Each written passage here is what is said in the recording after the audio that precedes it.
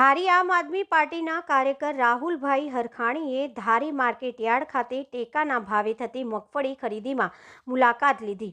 ધારી market yard ખાતે ટેકાના ભાવ મગફળી ખરીદવાની શરૂઆત થઈ ગઈ છે, જેના અનુસંધાને ખેડૂતોને કોઈ તકલીફ પડે છે કે કેમ તે માટે આમ આદમી પાર્ટીના રાહુલભાઈ હરખાણી તેમજ તેમના કાર્યકરો ખાસ મુલાકાત લીધી હતી। Bureau report Damor વનરાજભાઈ, Amreli. હરખાણી રાહુલ, 94 વિધાનસભા પ્રભારી, આમ આદમી પાર્ટી।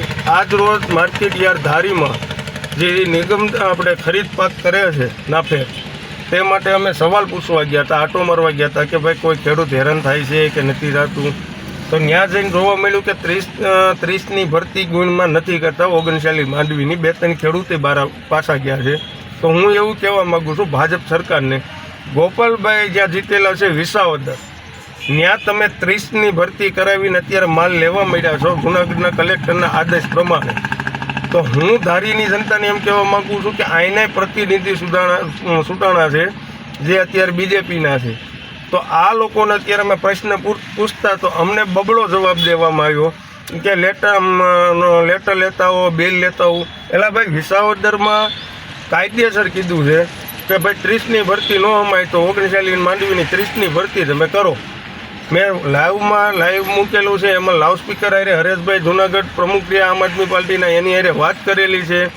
તો ભાવનાબેનનું એવું કહેવાનું છે કે નહીં તમે એ કે ત્યાં આપણે જોવા જાવી, એટલે મેં એને એમ કીધેલું કે ભાઈ હાલો મારી ગાડીમાં આપણે જોવા જાવી। જો વિસાવદરમાં ન લેતા હોય તો હું તમારો ગુલામ બની જાઉં। તો તમે ખેડૂતને કયા અધિકારીથી પાછા કાઢો છો?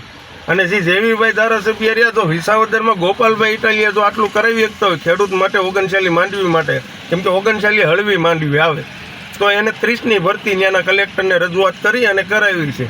તો અમારા એમએલએ જેવીભાઈ કાકડિયા કલેક્ટર હારે વાત નથી કરી શકતા, ત્યાં નાફેડવાળા હારે વાત નથી કરી શકતા। નાફેડવાળા હારે અત્યારે અમુક ઉગ્રતામાં બોલાચાલી થઈ કે એ નો હાલે, આમ છે ને તેમ છે ને ભાવનાબેન।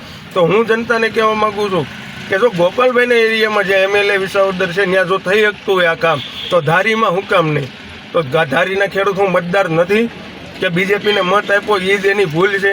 તો આ રીતની ચર્ચા કરવામાં આવી, તો એમાં ભાવનાબેન ગોંડલિયાજી આ નાફેડના લે છે, ખરીદ કરે છે, એ લોકોને કહેવામાં આવ્યું કે ભાઈ બેન તમે આ રીતના કરો। તો બેનનો એવો જવાબ હતો કે મને તમે પાકું બિલ આપો। એટલે ભાઈ તમે પ્રાંતની મોટા છો, પ્રાંત અધિકારીથી જૂનાગઢ વાત કરી કે ભાઈ હાલો આપણે વિસાવદર જાવી હાલમાં, જો ત્યાં લેતા હોય 30 કિલોની ભરતી તો તમારે લેવાનું છે।